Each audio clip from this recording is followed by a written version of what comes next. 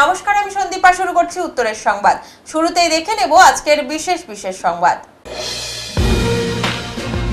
Net এবং NEET দুর্নীতির বিরুদ্ধে সারা রাজ্য জুড়ে ছাত্র ধর্মঘটের ডাক সিপিআইএম দলের ছাত্র সংগঠন স্টুডেন্ট ফেডারেশন অফ ইন্ডিয়ার। ধর্মঘট সফল করতে সকাল থেকে আন্দোলনে এসএফআই কর্মীরা। অভিযোগ, আন্দোলনরত ছাত্রদের সাথে দুর্ব্যবহার, এমনকি গুন্ডামি করে পুলিশ। ফুড সেফটির প্রয়োজনীয়তা অনুভব করে শহরের বিভিন্ন স্কুলের পাশে থাকা ফাস্টফুডের দোকানগুলোতে অভিযানে নামলো প্রশাসনিক আধিকারিকরা। এই অভিযানে খাবারে ব্যবহৃত বিভিন্ন নমুনা সংগ্রহ করা হয় ল্যাবরেটরিতে পরীক্ষার জন্য।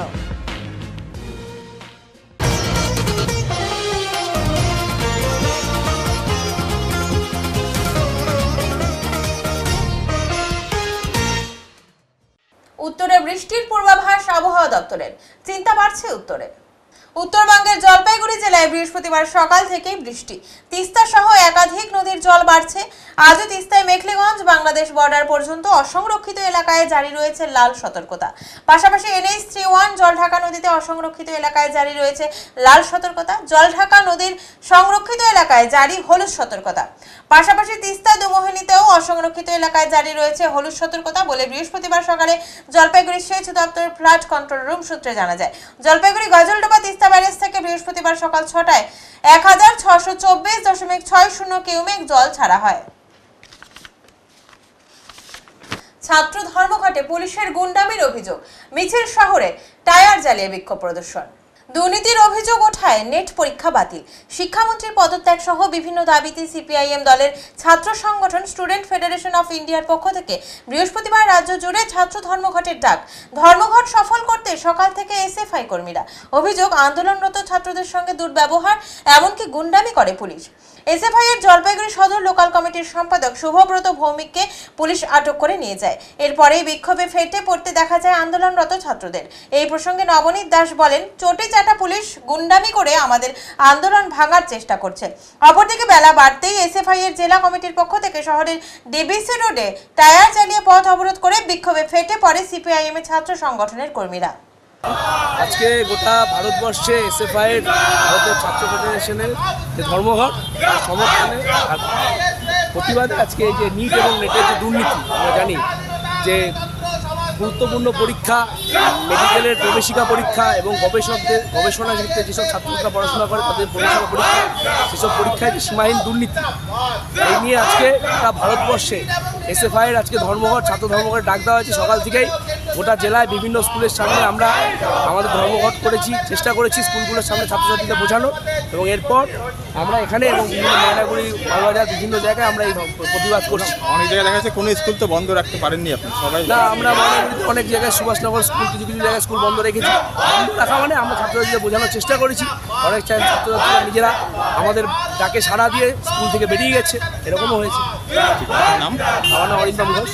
ধর্মঘটের ডাক এসএফআই এর। নেট এবং নিট দুর্নীতির বিরুদ্ধে ধর্মঘটের ডাক ভারতের ছাত্র ফেডারেশনের। এদিন সারা ভারতে ধর্মঘট সফল করতে পতাকা হাতে এসএফআই এর কর্মী সমর্থকেরা বিভিন্ন অফিস এবং স্কুলের সামনে দাঁড়িয়ে থাকে। পুলিশ এসে ধর্মঘট তুলবার চেষ্টা করলে তাদের সাথে এসএফআই কর্মীদের শুরু হয় বাকবিতণ্ডা। শেষে এক কর্মীকে থানায় নিয়ে যায় পুলিশ। স্কুলে প্রবেশের জন্য ছাত্র এবং শিক্ষকরা দীর্ঘক্ষণ দাঁড়িয়েছিলেন স্কুলের বাইরে।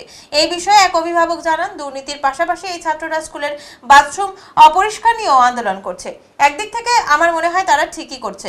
এই বিষয়ে এসএফআই এর তরফে এক কর্মী জানায়, আজ বিভিন্ন দুর্নীতির বিরুদ্ধে আমাদের এই ধর্মঘট। সারা দেশের সাথে আজকে জলপাইগুড়ি শহরেও আমরা এই ধর্মঘট সফলের চেষ্টা করছি। ছাত্রছাত্রীদের কোনো কষ্ট হোক তা আমরা চাই না। যে দুর্নীতি হলো তার প্রতিবাদে এবং এনটিএ বাতিলের দাবিতে আমাদের আজকে কর্মসূচি। সেখানে দাঁড়িয়ে যখন আমাদের নেতৃত্বরা এখানে প্রতিবাদ করছিলেন, পুলিশরা এসে তাকে তুলে নিয়ে যায় এবং স্কুলের যে ছাত্রছাত্রীদের নিয়ে যে ধর্মঘটটা সেটা ভঙ্গ করে। তো আমরা চাই যে আমাদের যে কমরেডকে আর কি বুবাইকে যে তুলে নিয়েছে তারা তাদের ইতিমধ্যেই ছেড়ে দেয়। মনে করা হয় যে প্রতিবাদ করছো, তার ফলে পুলিশরা তোমাদের গ্রেপ্তার করে নিয়ে যায়। হ্যাঁ, এই বিষয়টা কি বলবো? এই বিষয়টা তারা চায় না যে এরকম কোনো ধর্মঘট হোক বা এরকম কোনো কিছু ঘটুক, যে মানে এটা যাতে মানে তারা চায়, হয়তো সাপোর্ট করছে জিনিসগুলোকে, যে অপকর্মগুলো হচ্ছে বা যে দুর্নীতিগুলো হচ্ছে তারা সাপোর্ট করছে। আর সেখানে দাঁড়িয়ে যেটাকে আমরা চাচ্ছি সেই দুর্নীতিগুলো বন্ধ হোক, ওনারা ওটা বন্ধ করার। আর কি নাম? আমি স্নেহা, সদর লোকাল 1-এর এসএফআই সদর লোকাল 1-এর সভাপতি। ফাস্টফুড কতটা স্বাস্থ্যসম্মত তা পরখ করতেই অভিযানে নামলো পুলিশ। অভিযানে খাবারে বিভিন্ন নমুনা সংগ্রহ করলেন আধিকারিকরা। স্কুলের সামনে কি ধরনের খাবার বিক্রি হচ্ছে খতিয়ে দেখতে বৃহস্পতিবার এই অভিযানে নামে জলপাইগুড়ি প্রশাসন। এদিন শহরের বিভিন্ন স্কুলের সামনে বিক্রিজাত খাবার পরখ করা হয়। অভিযানে বিভিন্ন খাবারের মান খতিয়ে দেখার পাশাপাশি খাবারের নমুনা সংগ্রহ করা হয়। উপস্থিত ছিলেন মহকুমা শাসক তমজিৎ চক্রবর্তী, খাদ্য দপ্তর ও পুলিশ আধিকারিকরা। এদিন স্কুলের সামনে বিক্রি হওয়া আইসক্রিমের নমুনা সংগ্রহের পাশাপাশি মোমো চাউমিনের দোকানে থাকা বিভিন্ন ধরনের সস, বিভিন্ন তেল সহ অন্যান্য নমুনা পরীক্ষার জন্য নেওয়া হয়। সেগুলো ল্যাবরেটরিতে পরীক্ষা করা হবে বলে জানা গিয়েছে। প্রশাসনের দাবি, স্কুল পড়ুয়াদের খাবারে যেসব সস দেওয়া হচ্ছে সেগুলো দেখে সঠিক মনে হচ্ছে না। অভিযানে মোমো চাউমিনের বিক্রেতাদের লাইসেন্স সংক্রান্ত বিষয়ে খতিয়ে দেখা হয়। কোনোভাবেই যাতে ভেজাল খাবার বিক্রি করা না হয় তার জন্য ব্যবসায়ীদের সতর্ক করা হয়। সদর মহকুমা শাসক তমজিৎ চক্রবর্তী বলেন, বিভিন্ন স্কুলের সামনে অসংখ্য খাবারের দোকান চলছে। কি ধরনের খাবার দেওয়া হচ্ছে তার মান দেখা হচ্ছে। সস, আইসক্রিম সহ বিভিন্ন নমুনা সংগ্রহ করা হয়েছে দোকান থেকে। আমাদের বাচ্চারাই এই খাবারগুলো খাচ্ছে, দেখতে হবে খাবারের মান যেন ভালো থাকে। ফুড সেফটি অত্যন্ত প্রয়োজন। আগামীতেও এমন অভিযান চলবে।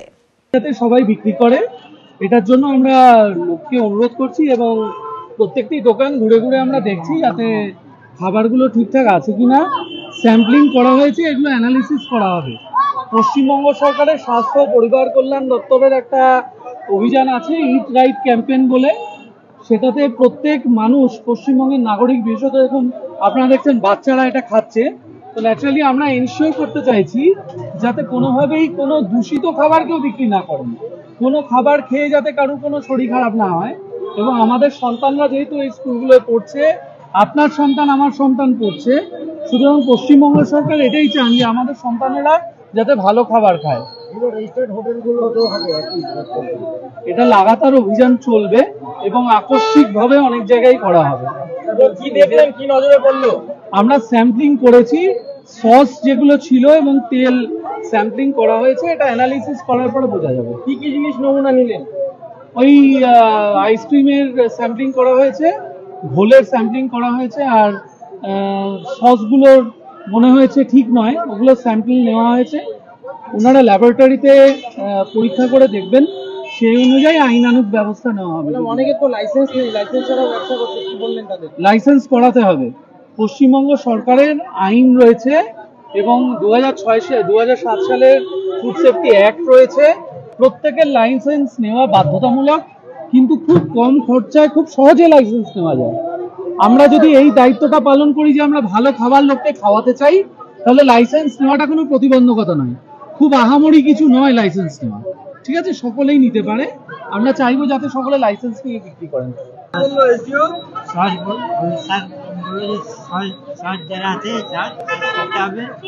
তোমার লাইসেন্স আছে কিনা? আমার স্যার লাইসেন্স তো নাই আমার। বাড়ি কোথায়? আমি জলপাইগুড়ি আদরপাড়া। আর কি কি দেখি?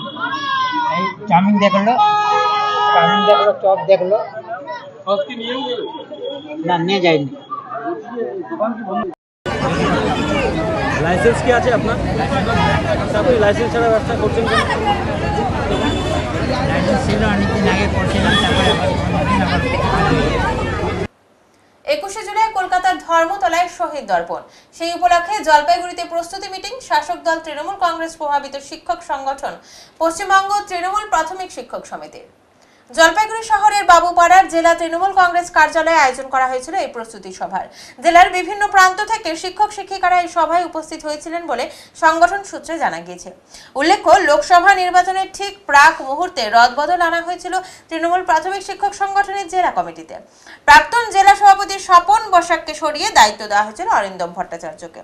কিন্তু লোকসভা ভোট মিটে যাওয়ার ঠিক পরেই পদ থেকে ইস্তফা দেন অরিন্দম ভট্টাচার্য। তাই জলপাইগুড়িতে শাসক দল তৃণমূল কংগ্রেসের প্রাথমিক শিক্ষক সংগঠন বর্তমানে সভাপতিবিহীন। এমনকি জেলার 18টি সার্কেলের প্রাথমিক শিক্ষক সংগঠনও চলছে সভাপতিহীনভাবেই বলে সূত্রের খবর। উল্লেখ্য গোটা জেলায় মোট প্রাথমিক শিক্ষক শিক্ষিকার সংখ্যা প্রায় 6,000-এর মতো হলেও এদিনের সভায় শিক্ষক শিক্ষিকার উপস্থিতি ছিল খুবই নগণ্য। এমনকি সদ্য প্রাক্তন জেলা সভাপতি অরিন্দম ভট্টাচার্য এবং তার পূর্ববর্তী জেলা সভাপতি স্বপন বসাককেও এদিনের সভায় উপস্থিত হতে দেখা যায়নি। তাহলে কি শাসক দলের শিক্ষক সংগঠন থেকে মুখ ফিরিয়ে নিচ্ছেন জেলার প্রাথমিক শিক্ষক শিক্ষিকারা? এই নিয়েই এখন শুরু হয়েছে জেলার শিক্ষক মহলে জোর চর্চা। যদিও এই বিষয়ে প্রাক্তন জেলা সভাপতি স্বপন বসাককে প্রশ্ন করা হলে তিনি কোনো মন্তব্য করতে চাননি। এদিকে সংগঠনের রাজ্য কমিটির সদস্য দীপঙ্কর বিশ্বাস বলেন, 70 থেকে 75 জন শিক্ষক শিক্ষিকাকে কলকাতা ধর্মতলায় নিয়ে যাওয়ার চেষ্টা করা হচ্ছে সংগঠনের পক্ষ থেকে। আমার নাম দীপঙ্কর বিশ্বাস, আমি রাজ্য কমিটির মেম্বার জলপাইগুড়ির তরফ থেকে, পশ্চিমবঙ্গ তৃণমূল প্রাথমিক শিক্ষক সমিতি। আজকে আমরা মমতা ব্যানার্জির একনিষ্ঠ সৈনিক হিসাবে, তৃণমূল কংগ্রেসের সৈনিক হিসাবে আমরা 21শে জুলাই ধর্মতলা চলো এই উপলক্ষে প্রস্তুতি সভা আয়োজন করেছিলাম আমাদের শিক্ষক শিক্ষিকাদের নিয়ে। প্রথম প্রস্তুতি সভা, এরপরে আগামীতে আমরা আরও প্রস্তুতি সভা করব এবং বিভিন্ন সভার মাধ্যমে এবং শিক্ষক শিক্ষিকাদের মতামত নিয়ে আমরা সিদ্ধান্ত নেব যে আমরা এখান থেকে জলপাইগুড়ি থেকে কিভাবে মুভ করব।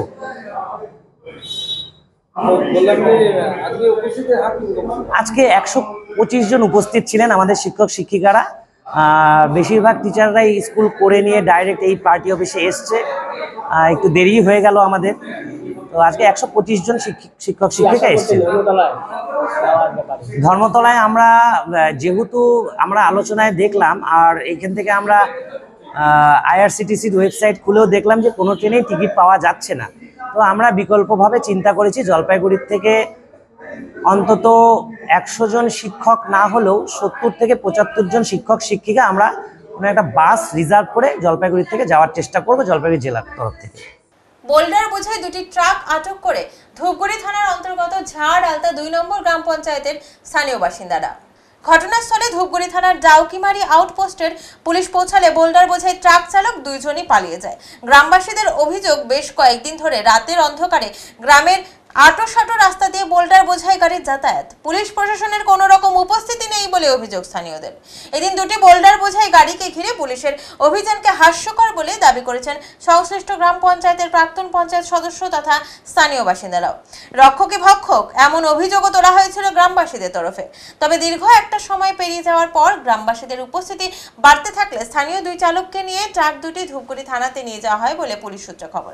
তবে প্রশ্ন উঠছে, এভাবে বোল্ডার বোঝাই দুটি ট্রাক পেলে ট্রাক চালকের পালিয়ে যাওয়ার ঘটনায় অন্য কিছুর গন্ধ খুঁজে পাওয়া যাচ্ছে। তবে এই ট্রাক দুটোর মালিক এবং ট্রাকে থাকা বোল্ডার ঠিক কোথায় নিয়ে যাওয়া হচ্ছে তার কোনো সদুত্তর মেলেনি প্রশাসনের তরফে।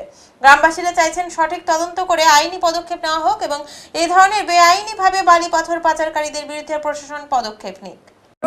দাঁড় করানো ছিল, দেখতেছি পুলিশ ভ্যান আসলো, গাড়ি দুটোকে আটক করছে। গাড়ি গাড়িতে পাথর ভর্তি ছিল, কিন্তু এটা বৈধ না অবৈধ সেটা বলতে পারতেছি না। পুলিশ এসে গাড়ি দুটোকে নিয়ে গেল। আচ্ছা, গ্রামবাসীরা বলছে যে এই রাস্তা দিয়ে নাকি প্রায় বোল্ডারের গাড়ি যায়। প্রায় যায়, বোল্ডারের গাড়ি প্রায় যায়। আচ্ছা, এর আগে পুলিশ প্রশাসনের তৎপরতা ছিল কি? না, ছিল না। আজকে আসলো? আজকে হঠাৎ করে দেখতেছি পুলিশের গাড়ি আসছে, গাড়ি দুটোকে নিয়ে গেল। 2টা গাড়ি ছিল? 2টা গাড়ি ছিল। মানে পুরো লোডেড ছিল পাথর? লোড ছিল। কোনো জানা যাচ্ছে কাদের মাল বা কি? না, ওটা জানা যায়নি এখন। খুবই নিম্নজনক এবং খুবই হাস্যকর। 2টা গাড়ি,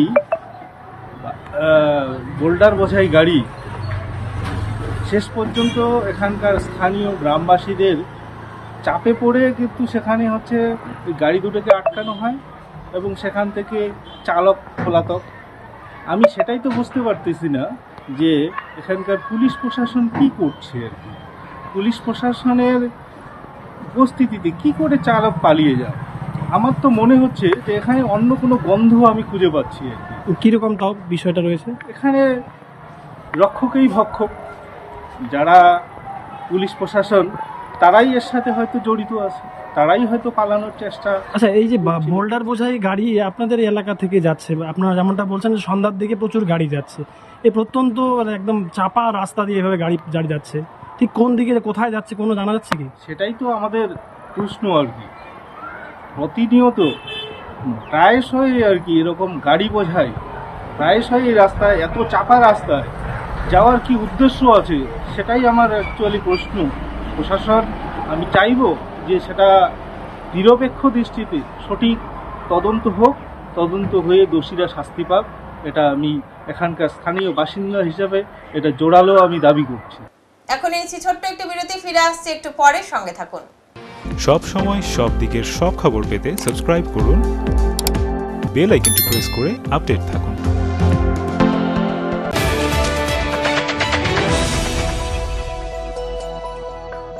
আপনার শহরে প্রসিদ্ধ লৌহ বিপণী কেএস আয়রন হাউসের তরফে সকলকে জানাই প্রীতি ও শুভেচ্ছা। এখানে আপনি পাবেন নামি দামি ব্র্যান্ডের সকল প্রকার লৌহ সামগ্রীর বিপুল সম্ভার। এখানে পাবেন square pipe, round pipe, angle, square bar, পাতি, শীট, টিনের বিভিন্ন আইটেম। এছাড়াও রয়েছে all type of grill and আলমারি ফ্যাক্টরি আইটেম। প্রতিষ্ঠিত মার্বেল ব্যবসায়ী দীপেন্দ্র চক্রবর্তী ও তার সহধর্মিনী মৌসুমী চক্রবর্তীর কেএস আয়রন হাউসে প্রতিটি জিনিসই পাবেন রিজনেবল প্রাইসে। তাই এবার আর বাইরে ছুটতে হবে না আপনাদের। লোহা ও লৌহজাত সামগ্রী সুলভ মূল্যে কিনতে তাই আজই আসুন। আমাদের ঠিকানা কেএস আয়রন হাউস, 4 নম্বর ঘুমটি, জলপাইগুড়ি।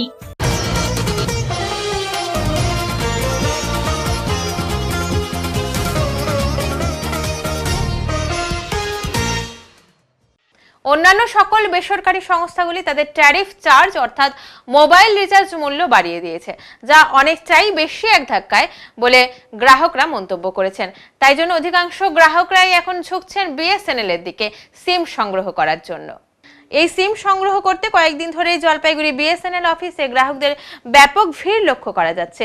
বৃহস্পতিবারও ছিল একই চিত্র। শহর ছাড়াও দূর দূরান্ত থেকেও মানুষ আসছেন বিএসএনএল এর মোবাইল সিম সংগ্রহের জন্য। বিএসএনএল এর জলপাইগুড়ি শাখার এক কর্মী জানান, বিভিন্ন বেসরকারি মোবাইল সংস্থাগুলি প্রায় 50 টাকা করে তাদের রিচার্জ মূল্য বাড়িয়ে দিয়েছে। তাই মানুষ বিএসএনএল এর ওপরেই ভরসা রেখেছেন। সকলেই যাতে সিম ও যথাযথ পরিষেবা পান তার দিকে লক্ষ্য রাখা হচ্ছে বলে তিনি জানান। তার কারণ অন্যান্য প্রাইভেট কোম্পানি যারা আছে, যেমন জিও, এয়ারটেল, ভোদাফোন আইডিয়া, তারা ট্যারিফ রেট মিনিমাম 50 টাকা বাড়িয়ে দিয়েছে। যার ফলে হলো কি, বিএসএনএলের প্রতি যে আস্থাটা আছে সেই আস্থায় পুনরায় আবার মানে গ্রাহকরা যারা আছে তারা ফিরে আসতে চাচ্ছে এবং তাদেরকে সহযোগিতা করা আমাদের কাম্য।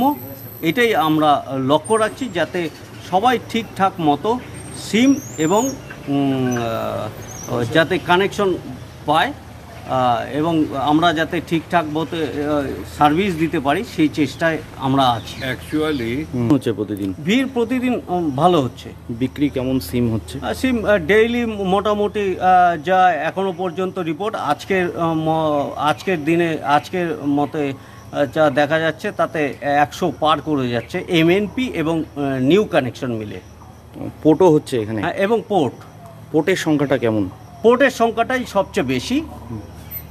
নতুনভাবে সিম নেওয়াও হচ্ছে না? হ্যাঁ, নতুন সিম নেওয়াও হচ্ছে। আপনাদের রিচার্জের মানে অন্যান্যদের তুলনায় কেমন দর রয়েছে বা কি? দর আমাদের সবচেয়ে নিম্নতম।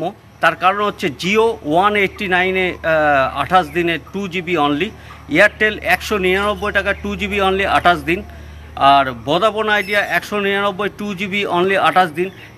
অর্থাৎ সেখানে একমাত্র বিএসএনএল দিচ্ছে 107 টাকায় 3 GB 200 মিনিট ফ্রি, 35 দিনের ভ্যালিডিটি। জলপাইগুড়ির পর্বতারোহীরা এবার হিমালয়ের দুর্গম শৃঙ্গ অভিযানে। উদ্যোক্তা জলপাইগুড়ির একমাত্র পর্বত অভিযাত্রী সংগঠন nature and trekkers club of Jalpaiguri. এবার লক্ষ্য হিমাচল প্রদেশের এক দুর্গম শৃঙ্গ, নাম মনিরাং, যা লাহুল স্পিতি জেলার কাজা অঞ্চলে অবস্থিত। 21,625 ফুট উচ্চতা বিশিষ্ট এই শৃঙ্গের পথ খুবই দুর্গম। পথের দুর্গমতার জন্য শৃঙ্গ পথে লাগাতে হবে প্রায় 7.5 থেকে 8,000 ফুট দড়ি। এই দড়ি ধরেই শৃঙ্গের পথে এগিয়ে যাবে অভিযাত্রীরা। শৃঙ্গ পথে রয়েছে অজস্র আলগা পাথর, সেগুলি উপর থেকে অভিযাত্রীদের গায়ে পড়ার সম্ভাবনার সঙ্গেই রয়েছে অধিক উচ্চতাজনিত অসুস্থতা সহ কয়েকশো কিলোমিটার বেগে প্রচণ্ড ঠান্ডা হওয়ার সম্ভাবনা। সংস্থার পক্ষ থেকে জানানো হয়েছে, এবারের অভিযানে ক্লাবের অভিজ্ঞ পর্বতারোহীরা ছাড়াও নতুন প্রতিভাবান পর্বতারোহীদের দলের সুযোগ দেওয়া হয়েছে। ভারতীয় পর্বতারোহণ সংগঠন অনুমোদিত দুর্গম এই অভিযানের জন্য 2 জন মহিলা সদস্য সহ 9 জনের এক দল নির্বাচিত করা হয়েছে। নেতৃত্ব দিচ্ছেন অভিজ্ঞ পর্বতারোহী ভাস্কর দাস। অন্যান্য সদস্যরা হলেন অমিত দাস, জনক কোচ, সুজয় বণিক, পার্থ সারথী রায়, সৌম্যদীপ দাস, বিজয় চক্রবর্তী, বিশাখা শর্মা ও শম্পা সাহা। আগামী 4 আগস্ট দেশের জাতীয় পতাকা এবং ক্লাবের পতাকা তুলে দেওয়া হবে অভিযাত্রী দলের হাতে। 5 আগস্ট দলটি জলপাইগুড়ি থেকে দিল্লির উদ্দেশ্যে রওনা হবে। সেখান থেকে মানালি হয়ে তারা 9 আগস্ট পৌঁছাবে মানেক গ্রামে, যার উচ্চতা 11,700 ফুট। এখানে দলের সঙ্গে যুক্ত হবেন স্থানীয় 5 জন সহযোগী। সেখান থেকেই 11 আগস্ট শুরু হবে হাঁটার পর্ব। 13,500 ফুট উচ্চতায় এই ক্যাম্প করে মূল শিবির বা বেস ক্যাম্প স্থাপন হবে 12 আগস্ট প্রায় 15,000 ফুট উচ্চতায়। মূল শিবিরের উপরে বিভিন্ন উচ্চতাতে স্থাপিত হবে আরও 3টি শিবির। আবহাওয়া ও বাকি সবকিছু ঠিকঠাক থাকলে আগামী 20 বা 21 আগস্ট 21,625 ফুট উচ্চতা বিশিষ্ট এই দুর্গম শৃঙ্গ আরোহণের চেষ্টা করা হবে বলে জানিয়েছেন অভিযাত্রী দলের নেতা ভাস্কর। প্রচন্ড বরফে ঠান্ডা হাওয়া, তুষারপাত এবং দুর্গম হিমবাহের অজস্র ফাটল অভিযাত্রীদের অতিক্রম করতে হবে বলেও জানিয়েছেন তিনি। অভিযানের বাজেট প্রায় 6 লক্ষ টাকা। মূলত ক্লাব এবং অভিযাত্রীদের নিজস্ব আর্থিক অনুদানের পরেও বাজেটের অঙ্কতে এখনো পৌঁছতে পারেননি তারা। তাই বিভিন্ন সংস্থা, ব্যক্তি ও স্থানীয় জনপ্রতিনিধিদের আর্থিক সহযোগিতার জন্য ক্লাবের পক্ষ থেকে আবেদন করা হয়েছে বলে জানিয়েছেন ক্লাব সভাপতি প্রদোষ কুসুম দাস এবং সহ সভাপতি মিহির ব্যানার্জি।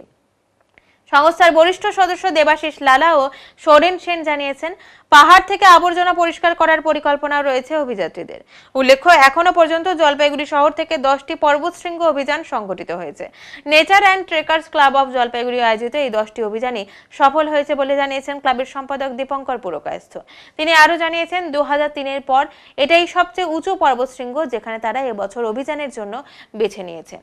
আমরা একটা ট্রানজিট ক্যাম্প হবে, সেই ট্রানজিট ক্যাম্প করে আমরা বেস ক্যাম্পে পৌঁছাবো। প্রায় 15,000 ফিট উচ্চতাতে আমরা ট্রানজিট ক্যাম্প বেস ক্যাম্প করব। তারপরে বিভিন্ন উচ্চতাতে আরও 3-3টে ক্যাম্প আমরা করব বিভিন্ন দুর্গম এরিয়াতে। তারপর এই অভিযান শৃঙ্গের যে অ্যাটেম্প, সেই অ্যাটেম্পটা নেওয়া হবে।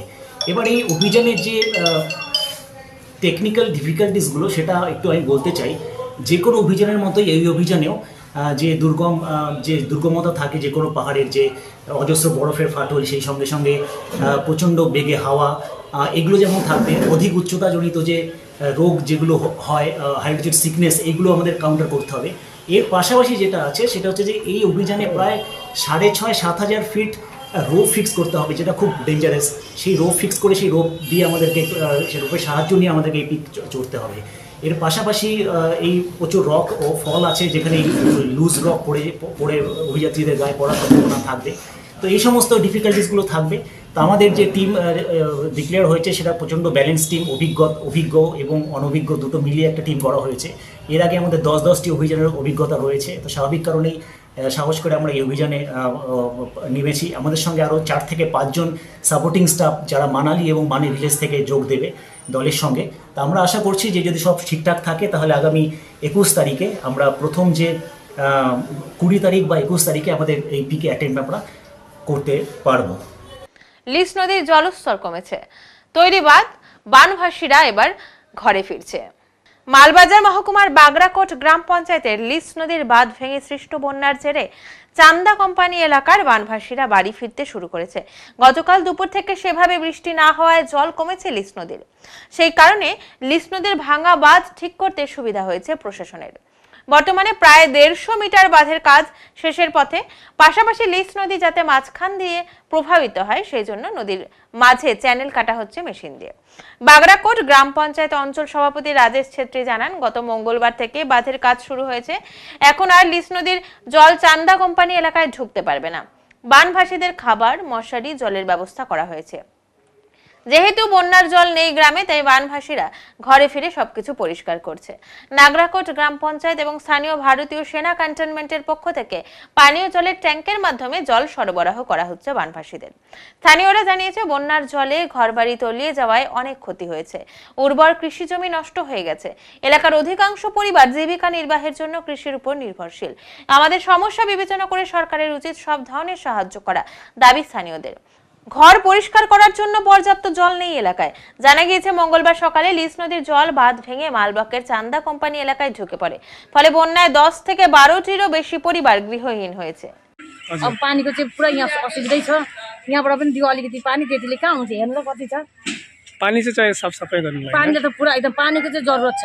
धान भिजेको छ, उहाँ धान धुनु छ, मान्छेको भाँडा धुनु छ, लुगाफाटो धुनुलाई पानी नै छैन। अब नुहाउनु, यत्रो मान्छेहरू नुहाउनु पर्ने, नुहाउनुको लागि पानी छैन। के माग गर्नुहुन्छ तपाईँ प्रशासनसँग? अब प्रशासनलाई हामीले के माग गर्नु, हामीलाई प्रशासनले सहायता गरिदिउन्, हाम्रो सुविधा होइन, सुख सुविधा यस्तो भएको बेलामा हामीलाई हेल्प गरिदिउन्, प्रशासनले हामीलाई हेरिदियोस्, हाम्रो लागि अब के व्यवस्था गरिदिन्छ प्रशासनले। तपाईँहरूको के नोक्सान भयो पानीले गर्दा? पानीले गर्दा अब नोक्सान त अब के भन्नु, भाँडाकुँडाहरू सबै बगाएर लग्यो, भाँडाकुँडाहरू पनि छैन। अब यहाँ कतिवटा घरको त केही सामानै छैन, भएको सामानहरू हेर्नुमा गएर भिडियो गरेर हेर्नु घरमा। ए खेतीको जुन जमिन थियो त्यो जमिनहरू त सबै रोपेको जमिनहरू पनि सबै डुबायो। धान रोपेको थियो, धान रोपेको थिएँ, 1 बिजनले रोपेको थियो। यो घरको त एकदम धान रोपेको त खत्तमै भयो, बिजनहरू पनि छैन, एउटा सबै गयो हाल्यो। सबके किचन बर्बाद हो चुका था, अपने कपड़े बर्बाद हो चुके थे, सामान नहीं बचा पाए थे, वो सारे लोग अस्त व्यस्त थे। तो उस दौरान उनका सुबह का जो घटना था, सुबह ब्रेकफास्ट लंच इनका दिक्कत था।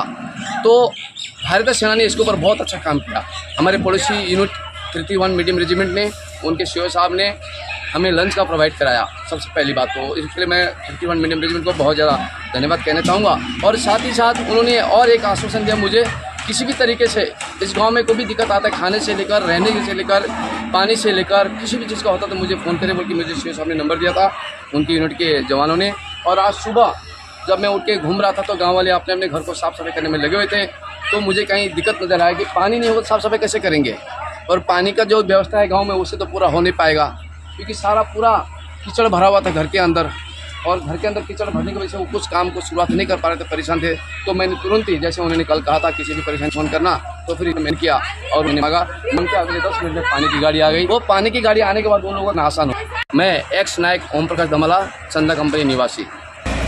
तो आप खुद देख सकते हैं कि पानी तो हम लोग ने पूरा बंद कर दिया, बांध पूरा लगा दिया है। उसके बाद हम लोग बांध लगा रहे हैं अभी। तो अभी काम चल रहा है, इन प्रोग्रेस है। तो इसको अभी परमानेंट प्रकार से काम करने के लिए जा रहे हैं, इरिगेशन इसमें काम कर रहा है। हाँ, कितना मीटर का गैप होगा ये लगभग आपको 150 से 200 मीटर खातिर किया हुआ है। बाढ़ पीड़ित लोगों का अभी खाना वाना का बंदोबस्त कर दिए है, सब कुछ अभी ओके है। तो पानी भी हम लोग दे रहे हैं, मच्छरदानी वो लोग का डिमांड है अभी। तो अभी वीडियो साइड को हम बोले DDM साइड को, तो मच्छरदानी का भी प्रोवाइड करा रहे हैं। तो ठीक है, प्रशासन पूरा देंगे। प्रॉब्लम हुआ था सुबह का टाइम में, उसके बाद सब सामान्य है। মাল শহরের কলোনি মাঠ নিয়ে পাল্টা দাবি করে সাংবাদিক সম্মেলন। মাল শহরের 9 নম্বর ওয়ার্ডের অন্তর্গত কলোনি মাঠ বর্তমানে পুরসভার তত্ত্বাবধানে কলোনি মাঠে ডুয়ার্সের ঐতিহ্যবাহী রথের মেলার আয়োজনের প্রস্তুতি চলছে জোর কদমে। আর তার মধ্যেই আদিবাসী জনসমাজের কিছু নেতৃত্ব এবং বাসিন্দারা কলোনি ময়দান নিয়ে ফের একবার পাল্টা দাবি তুললেন। তাদের বক্তব্য, এই মাঠের এলাকা বংশ পরম্পরায় তাদের পূর্বজদের, অথচ মেলার আয়োজন নিয়ে তাদের কোনো কিছুই জানানো হয়নি। তারা উৎসব অনুষ্ঠানের বিরোধী নয়, কিন্তু তাদের না জানিয়ে কিংবা আলোচনা না করেই কেন এই ধরনের আয়োজন তা নিয়েই প্রশ্ন তুলেছেন তারা। যদিও পুর কর্তৃপক্ষ এবং সংশ্লিষ্ট ওয়ার্ড কাউন্সিলর জানিয়েছেন বিষয়টি নিয়ে পূর্বে বহুবার আলোচনা হয়েছে, ফের আলোচনা হবে। অখিল ভারতীয় আদিবাসী বিকাশ পরিষদ তথা আদিবাসী জনসমাজের মাল ব্লকের 2 নেতা অমর দান বাকলা এবং বাবলু মাঝি মঙ্গলবার বিকালে সাংবাদিক সম্মেলন করেন। মাল বাসস্ট্যান্ডের আদিবাসী সহায়তা কেন্দ্রে সাংবাদিক সম্মেলনে বাবলু মাঝি অভিযোগ করেন, মাল শহরের কলোনি মাঠ বংশ পরম্পরায় আদিবাসী পরিবারের। ওই পরিবারের পক্ষ থেকে তাদের পাওয়ার অফ অ্যাটর্নিও দেওয়া হয়েছে। রথের মেলা আয়োজনের নামে অর্থ রোজগারের উদ্যোগ নেওয়া হয়েছে, অথচ মাঠের মালিকানাধীন ব্যক্তিদের কোনো অনুমতি নেওয়া হয়নি, আলোচনাও করা হয়নি। আমরা বিষয়টি প্রশাসনিক স্তর এবং রাজ্যের মুখ্যমন্ত্রী সহ বিভিন্ন স্তরে লিখিতভাবে অভিযোগ পাঠিয়েছি। জমির দাবিদার বলে দাবি করা এক ব্যক্তির রাজেন মাহালি বলেন, আমরা চাই মেলা হোক, কিন্তু আমাদের সাথে আলোচনাও হোক। এদিকে 9 নম্বর ওয়ার্ডের কাউন্সিলর রুমা দাস দে বলেন, বর্তমানে মাল পুরসভার পুরো প্রধান বাইরে রয়েছেন, এই বিষয়ে যা বলার উনিই বলবেন। পারিবারিক কাজে মাল পুরসভার পুরো প্রধান স্বপন সাহা বর্তমানে মহারাষ্ট্রের পুনেতে আছেন। মোবাইলে তার সাথে যোগাযোগ করলে স্বপনবাবু বলেন, কলোনি মাঠ মাল শহরবাসীর ভাবাবেগের সাথে যুক্ত। রথের মেলা, দুর্গাপূজা, কালীপূজা সহ বিভিন্ন উৎসব অনুষ্ঠান সহ নানা কাজে ব্যবহৃত হয়। জমি সংক্রান্ত বিষয়টি আদালতের বিচার বিবেচনাধীনে রয়েছে। আমরা ওই আদিবাসী পরিবারের সদস্যদের পূর্বেও সহযোগিতা করেছিলাম, এবার ফের পরবর্তীতে আলোচনা করা হবে। উল্লেখ্য, এর পূর্বেও কয়েক দফার কলোনি মাঠ নিয়ে দাবি পাল্টা দাবি উঠেছিল। এদিকে রথের মেলা আসন্ন, ডুয়ার্সের ঐতিহ্যবাহী মেলাকে কেন্দ্র করে জোরদার প্রস্তুতিও শুরু হয়েছে। মাঠ জুড়ে স্টল তৈরি করা হয়েছে। শহরের 4 নম্বর ওয়ার্ডের সূত্রধর বাড়িতে রথ রয়েছে। সেখান থেকে রবিবার রথ শহর পরিক্রমায় বের হবে। পুরসভার পক্ষ থেকে যাবতীয় প্রস্তুতি এখন জোর কদমে শুরু হয়েছে। ये समस्या है ये जो जमीन जो है हम लोग का पूर्वजों का है, जिसको पूर्वजों ने इस जमीन को संभाल कर रखते हुए मेरा पिताजी मैं इस जमीन के लिए बहुत कुछ लड़ा है। लड़ने के बावजूद भी हम लोग को कुछ भी हासिल नहीं हुआ। इसके लिए हम लोग जितना भी सरकारी ऑफिस जो है SDO BDO माल म्यूनसिपलिटी चेयरमैन, उसके बाद में आपका ये बेलोरो, हाँ जितना भी सरकारी ऑफिस है उन लोगों के पास में हम लोग कॉपी करके एक बार गए भी थे वहाँ पर दखल लेने के लिए, पर वहाँ हम लोगों को मार पीट के भगा दिया गया था। और उसके बावजूद भी मेरा घर में ये पुलिस भेज दिया हम लोग को अरेस्ट करने के लिए, जो कि हम लोग का खुद का ज़मीन को होते हुए भी हम लोग को मार खा के आना पड़ा। इसके लिए हम लोग बहुत परेशानी झेले हैं। हम लोग मैंने गरीबी हाल से हम लोग मैंने गुजर रहे हैं। इसके लिए हम लोग चेयरमैन से कितनी बार हम लोग बात की करना चाहा, पर वो चेयरमैन मानने के लिए तैयार नहीं है। हम लोग को कुत्ता जैसे हम लोग को कर दिया है। और साथ ही हम लोग इसके लिए हम लोग कितने बार हम लोग चेयरमैन से 2-3 बार भी गए थे हम लोग। हाँ तो वो क्या बोलते हैं, इसके लिए हम पिछले कितने साल से हम टैक्स भी देते हैं ज़मीन का टैक्स देते हुए भी इतना कुछ मतलब कहते हुए भी वहाँ से बोलता है जी ये ज़मीन अभी पब्लिक प्रॉपर्टी है, सरकारी नहीं है। जमीन किसके नाम पे है? ज़मीन हम लोगों के नाम पर है। आपका नाम पे? मेरा नाम में नहीं है, मेरा भाई लोग का नाम में है।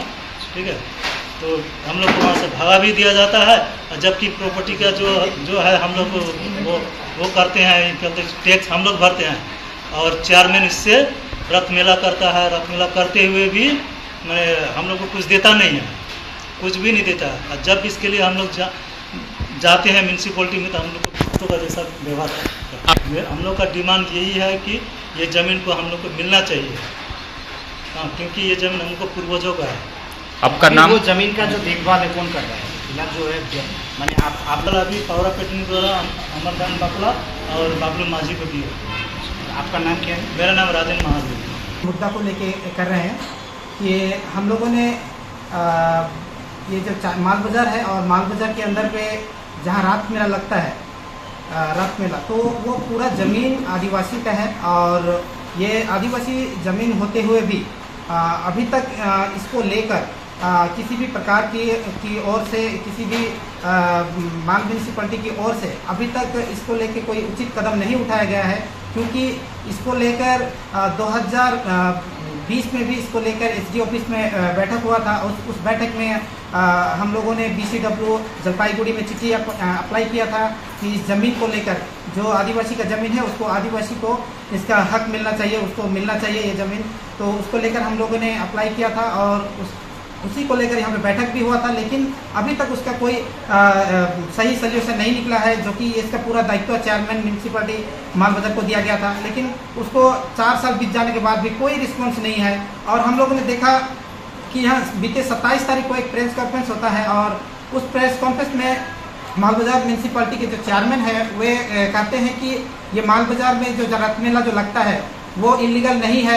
यहाँ पे सबका सलाह मशवरा से यहाँ पे जितने भी वार्ड काउंसिलर हैं उनको लेकर कमेटी बनाकर यहाँ पे रथ मेला किया जाता है, पूजा किया जाता है। तो हम लोगों का कहना है कि मेला लगे या पूजा हो, इसको लेके कोई आपत्ति नहीं है हम लोगों को। लेकिन जो मालिक है, उस ज़मीन का जो मालिक है उनको कमेटी में क्यों नहीं रखा जाता है या उनको परमिशन क्यों नहीं लिया जाता है? क्योंकि वो आदिवासी है बोल के, या वो आदिवासी है इसलिए उनको उस कमेटी में नहीं रखा जाता है, या उसका मालिक उसको वहाँ पे पूछा नहीं जाता है, या जो भी मैंने वहाँ पे जो कार्यक्रम होता है उसमें उसको पार्टिसिपेट नहीं किया जाता है। तो ये जो प्रेस कॉन्फ्रेंस के माध्यम से मैं ये कहना चाहता हूँ कि वो ज़मीन आदिवासी का है और वहाँ पे केवल पूजा नहीं, वहाँ पे जो मेला लगता है वो एक इनकम सोर्स के लिए होता है। वहाँ पे 15 लाख 20 लाख का इनकम होता है। तो अगर वो आदिवासी के ज़मीन पे 15-20 लाख रुपये अगर इनकम होता है तो जो मालिक है ज़मीन का उनको भी वहाँ से शेयर मिलना चाहिए, कम से कम उनको 50% मिलना चाहिए, क्योंकि वो आदिवासी उस ज़मीन का मालिक है। लेकिन आज तक उनको पूछा नहीं जाता है, ना ही किसी कमिटी में रखा जाता है। এই মানে কথায় আমি কোনো মন্তব্য করতে চাচ্ছি না। চেয়ারম্যান যেহেতু একটু বাইরে আছেন, উনি এসেই সম্পূর্ণ যা বলার উনি বলবেন। এখন এই ছোট্ট একটু বিরতি, ফিরে আসছে একটু পরে, সঙ্গে থাকুন।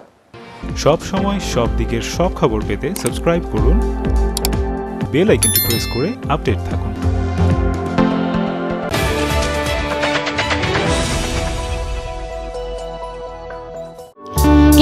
12-এর পর আপনি কি আপনার ক্যারিয়ার অপশন সম্পর্কে অনিশ্চিত? কলেজে ভর্তির বিষয়ে বিভ্রান্ত? আমরা ভারতবর্ষ এবং তার বাইরের কলেজগুলিতে অ্যাডমিশন অ্যাসিস্ট্যান্ট দিয়ে থাকি, তাও আবার সম্পূর্ণ বিনামূল্যে। তাই দেরি না করে অতি সত্বর যোগাযোগ করুন জলপাইগুড়ির একমাত্র ক্যারিয়ার কাউন্সেলিং সেন্টার ড্রিমস এডটেকের সাথে। আমাদের অভিজ্ঞ কাউন্সিলররা নিশ্চিত করবেন আপনি যেন সঠিক সময়ে সঠিক স্ট্রিম এবং সঠিক কলেজটি বেছে নিতে পারেন। আমাদের অন্যান্য পরিষেবাগুলি হলো ক্যারিয়ার কাউন্সেলিং, প্যারেন্টিং কাউন্সেলিং ও ইন্ডিভিজুয়াল কাউন্সেলিং। তাই আপনার সফলতার পথকে সুগম করে তুলুন আমাদের হাত ধরে।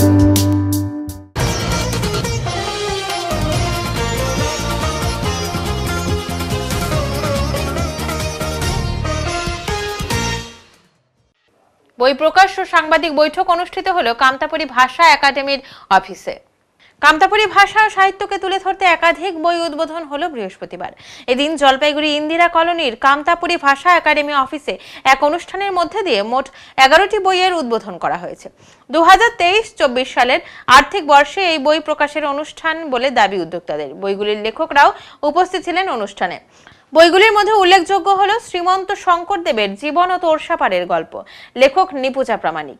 এছাড়াও লেখালেখির জগৎ ভাসিতে ভাসিতে লেখক উমেশ শর্মা, জ্ঞান চাষ লেখক প্রবীণ রায়, মন খরালিত লেখক দেবেন রায়, বাল্য পাঠ লেখক গণেশ বর্মন, খেলা খেলাং হলং নদীত লেখক সুশীতল দত্ত, আই মাটি লেখক সুভাষনাথ, কালসাইনজা লেখিকা নিয়তি রায়, আভাং ফুল লেখক অনন্ত কুমার বর্মন, নোহার জিঞ্জের লেখক বজলে রহমান।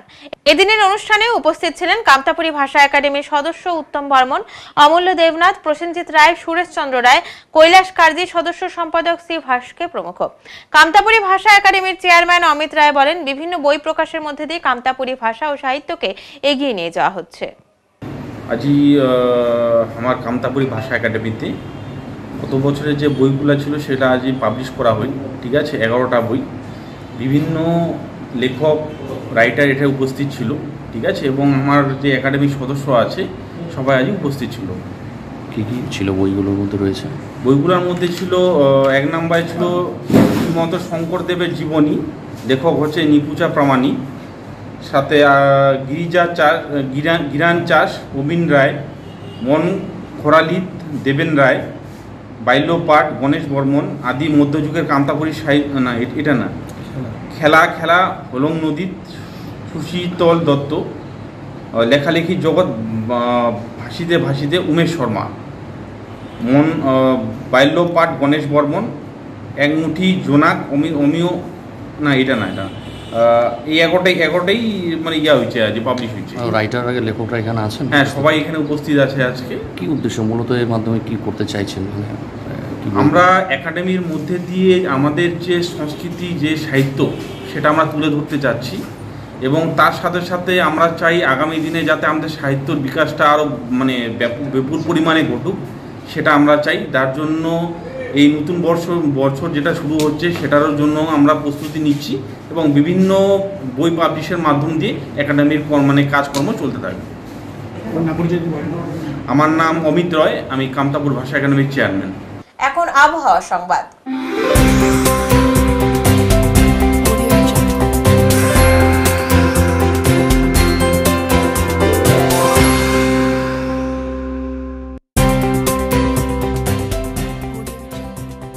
কেন্দ্রীয় আবহাওয়া দপ্তরের জলপাইগুড়ি কেন্দ্র থেকে পাওয়া তথ্য অনুযায়ী বৃহস্পতিবার দিনের সর্বোচ্চ তাপমাত্রা ছিল 30 ডিগ্রি সেলসিয়াস ও সর্বনিম্ন তাপমাত্রা ছিল 25.9 ডিগ্রি সেলসিয়াস।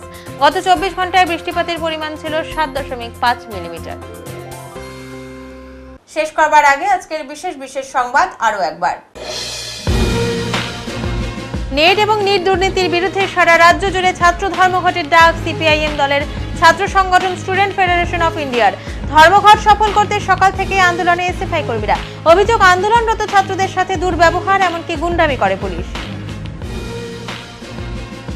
ফুড সেফটির প্রয়োজনীয়তা অনুভব করে শহরের বিভিন্ন স্কুলের পাশে থাকা ফাস্টফুডের দোকানগুলোতে অভিযানে নামলো প্রশাসনিক আধিকারিকরা। এই অভিযানে খাবারে ব্যবহৃত বিভিন্ন নমুনা সংগ্রহ করা হয় ল্যাবরেটরিতে পরীক্ষার জন্য। উত্তরের মন পরিবেশিত উত্তরের সংবাদ এখনকার মতো এই পর্যন্তই। নমস্কার।